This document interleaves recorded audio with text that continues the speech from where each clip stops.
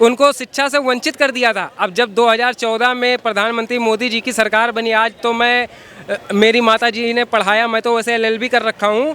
और बताइए, मैं 2014 में अगर भारतीय जनता पार्टी की सरकार ना आती तो मैं पढ़ पाता? मैं भी उन लोगों की तरफ पत्थरबाजी करता, ठड़कबाजी करता, इधर उधर घूमता, चोरी डकैती करता। जब देश का युवा, देश का मुस्लिम आज पढ़ लिख के आगे बढ़ रहा है, तब यही सब उन लोगों को खराब लग रहा है, कट्टर बेईमान है। मैं तो यही बोलूँगा कि पोलियोग्राफी का एक टेस्ट करवा दो, उसके एक दिमाग में लगेगा और एक हाथ में इंजेक्शन लगेगा, उससे पता चल जाएगा कि कहाँ पे शराब घोटाला किया है या नहीं किया है। उसमें तो देश की जनता देख ही लेगी। और जब उसने खुद ही ईडी सीबीआई के सामने अपना जुर्म कबूल लिया है, तो अब इसमें विपक्ष तो है ही नहीं। इस बार तो इंशाल्लाह नरेंद्र मोदी 400 पार करेंगे। 1-2 रुपए का मामला नहीं है, 100 करोड़ रुपए घोटाला है शराब घोटाले का। और उसमें मैं आपको बता देना चाहता हूँ, दिल्ली के युवाओं को नशेड़ी बना दिया। आप जैसे पत्रकार युवा महिलाओं को पिंक ठेके खोल रहा था, क्या रेवेन्यू इसी से बढ़ सकता? सर क्या नाम हुआ? यूपी का Shadab social activist and influencer. कहाँ के रहने वाले सर आप? उत्तर प्रदेश कौन से जिले से? उत्तर प्रदेश के गोंडा जनपद से हूँ, बट मैं तो ऑब्वियसली दिल्ली ही रहता हूँ। सर केजरीवाल जी 1 अप्रैल तक उनकी कस्टडी बढ़ा दी गई है, ईडी ने अभी भी उनको हिरासत में रखा है, क्या कहना चाहेंगे? देखिए, दिल्ली का जो केजरीवाल है, ऑलरेडी उसके 3 मंत्री जेलों में सलाखों के पीछे थे, क्योंकि कहीं ना कहीं उसने भ्रष्टाचार किया है। और आज जो दिल्ली के रामलीला मैदान से केजरीवाल एक निकाला था कि मैं भ्रष्टाचार नहीं करूंगा, आज उसी के ऊपर दाग लग गए हैं, तो वो भ्रष्टाचारी है। उसने दिल्ली वालों के साथ छल कपट किया है और दिल्ली इस बार उसे उखाड़ फेंकेगी, क्योंकि 1-2 रुपए का मामला नहीं है, 100 करोड़ रुपए घोटाला है शराब घोटाले का। और उसमें मैं आपको बता देना चाहता हूँ, दिल्ली के युवाओं को नशेड़ी बना दिया। आप जैसे पत्रकार युवा महिलाओं को पिंक ठेके खोल रहा था, क्या रेवेन्यू इसी से बढ़ सकती थी? और कोई जरिया नहीं है रेवेन्यू बढ़ने का? तो मैं सीधा बताना चाहता हूँ कि दिल्ली का केजरीवाल जो है वो भ्रष्टाचारी है और ईडी सीबीआई अपना काम कर रही है। जैसा आपको पता होगा, आदर्श आचार संहिता लगे हुए हैं, तो इसमें मोदी जी की कोई गलती ही नहीं है। लेकिन वो जाते जाते ऐसा कह रहे हैं कि देश की जनता जो है वो खुद देखेगी, खुद फैसला करेगी कि एक साफ इंसान के साथ, एक कट्टर ईमानदार के साथ जो इस तरीके का व्यवहार किया जा रहा है ईडी द्वारा, ये गलत है। तो देखिए, जैसा कि आपने बात किया कट्टर ईमानदार हैं, तो एक पोलियोग्राफी की वो आती है सुई, इंजेक्शन, उसको वो लगवा ले। देश की जनता 140 करोड़ है, उसमें दूध का दूध, शराब का शराब अलग हो जाएगा, पता चल जाएगा कौन कट्टर ईमानदार है कौन। क्योंकि उन्होंने जो 10 साल में काम किया प्रधानमंत्री जी ने, सबसे पहले ऐसी कुरीतियाँ थी हमारे मुस्लिम के लिए, जो ट्रिपल तलाक था, ऐसी कुरीतियाँ थी कि आप 3 बार फ़ोन पे कह रहे थे तलाक तलाक तलाक, तो वो तलाक हो ही जाता था। अभी मेरे पास 3 दिन पहले कोलकाता से फ़ोन आया था, एक महिला पीड़ित थी, मैंने उसका मदद किया वहाँ पे। आज वेस्ट बंगाल में उसका FIR दर्ज हुआ, जहाँ तक SHO मुकदमा नहीं दर्ज कर रहा था। तो बताइए, ऐसी कुरीतियों को ख़त्म किया। धारा 370 ऐसे थे जो मुस्लिमों को पत्थरबाजी करवाते थे, और यही कांग्रेस की सरकार थी वहाँ पे जम्मू एंड कश्मीर में, पत्थरबाजी। आज जब देश का युवा, देश का मुस्लिम पढ़ा लिखा आगे बढ़ा, एक हाथ में लैपटॉप देने का काम किया, दूसरे हाथ में कुरान है मुस्लिमों के हाथ में, कट्टर बेईमान है। मैं तो यही बोलूँगा कि पोलियोग्राफी का एक टेस्ट करवा दो, उसके एक दिमाग में लगेगा और एक हाथ में इंजेक्शन लगेगा, उससे पता चल जाएगा कि कहाँ पे शराब घोटाला किया है या नहीं किया है। उसमें तो देश की जनता देख ही लेगी। और जब उसने खुद ही ईडी सीबीआई के सामने अपना जुर्म कबूल लिया है, तो अब इसमें विपक्ष तो है ही नहीं। इस बार तो इंशाल्लाह नरेंद्र मोदी 400 पार करेंगे।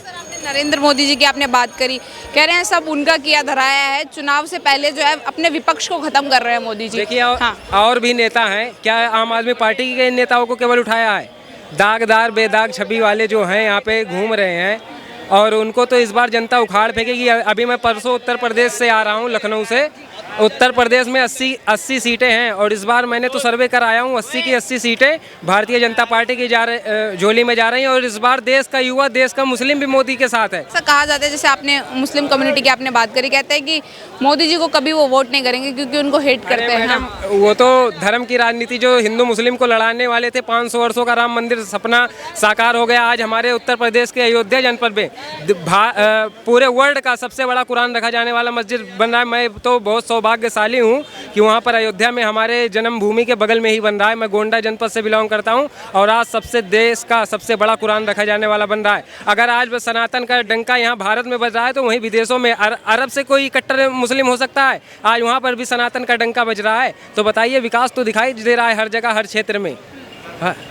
इसके चलते तो मोदी जी की आलोचना होती है कि केवल एक कम्युनिटी को जो है 80% है उनको सारा प्रॉफिट देते हैं, बाकियों को जो मतलब साफ सीधा बोला जाता है कि 2014 के बाद जो है लोगों में नफरत डालने का काम किया है मोदी सरकार। देखिए 70 साल में हमारे मुस्लिम कम्युनिटी के लिए 70 साल तक कांग्रेस की सरकार थी, उसने मुस्लिमों को शिक्षा से वंचित रखा। अब आप ये क्वेश्चन करिए कि मैं शिक्षा से वंचित क्यों बोल रहा हूँ, क्योंकि उन्होंने केवल मुस्लिमों के लिए पंचर की फैक्ट्री, अस्तुरा और रिक्शा देने का काम किया, उनको शिक्षा से वंचित कर दिया था। अब जब 2014 में प्रधानमंत्री मोदी जी की सरकार बनी, आज तो मेरी माता जी ने पढ़ाया, मैं तो वैसे एलएलबी कर रखा हूँ, और बताइए मैं 2014 में अगर भारतीय जनता पार्टी की सरकार ना आती तो मैं पढ़ पाता? मैं भी उन लोगों की तरफ पत्थरबाजी करता, ठड़कबाजी करता, इधर उधर घूमता, चोरी डकैती करता। जब देश का युवा, देश का मुस्लिम आज पढ़ लिख के आगे बढ़ रहा है, तब यही सब उन लोगों को खराब लग रहा है। और देश का युवा अब 2014 से ही जागरूक हो गया है, और इस बार बता देगा कि इंशाल्लाह नरेंद्र मोदी 400 पार करेंगे। विपक्ष तो है ही नहीं है। सर, केजरीवाल के इस्तीफे की डिमांड हो रही है लगातार, जो बीजेपी पार्टी के समर्थक है वो मांग रहे हैं कि इस्तीफा दे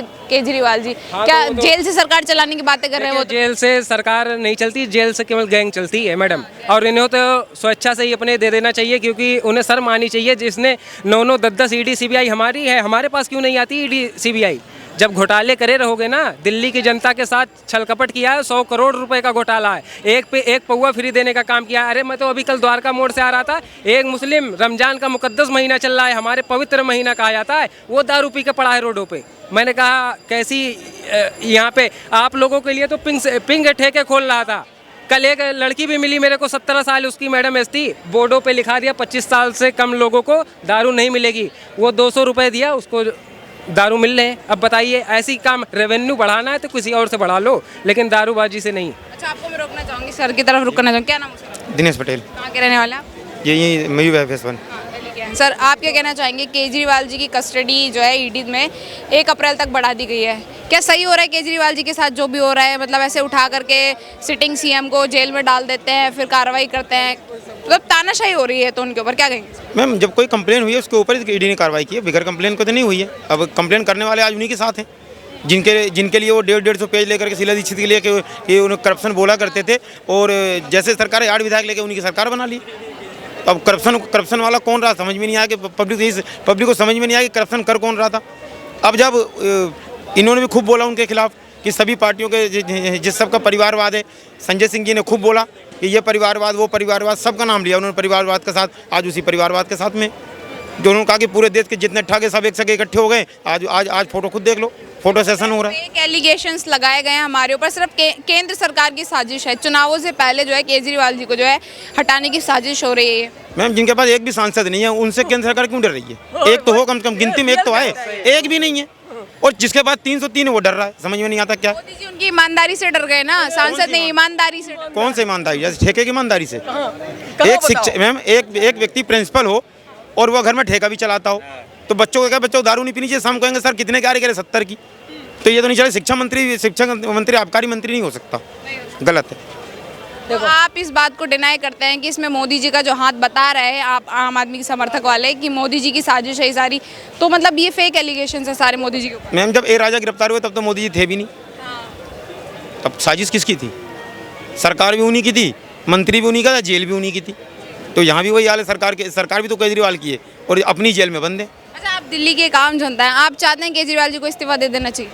बिल्कुल दे देना चाहिए, बिल्कुल देना चाहिए। कह रहे हैं हम जेल से सरकार चलाएंगे पर इस्तीफा नहीं देंगे। अगर चल सकती हो तो चला लें। इंदिरा जी तो नहीं चला पाई थी, अब पता नहीं वो कैसे इंदिरा गांधी नहीं चला पाई थी, तो ये अब वो कैसे चलाएंगे तो बता नहीं सकते। मुश्किल क्या भविष्य होने वाला है केजरीवाल जी का आने वाले समय में? लगातार जो है कस्टडी बढ़ती जा रही, भविष्य क्या होने वाला है केजरीवाल जी? मैम, ईडी के चंगुल में तो सबकी कस्टडी बढ़ी है, अब तक छूटता कौन है? जब तक बेगुनाह नहीं होगा छूटना ही नहीं है। ईडी तो है ही ऐसी, सीबीआई तो जो हो सकता है बच भी जाते, ईडी के चंगल में तो कोई नहीं बचा अब तक। हम तो यही देख रहे हैं, 3-3 साल से बंदे सिर्फ केस चल रहा है,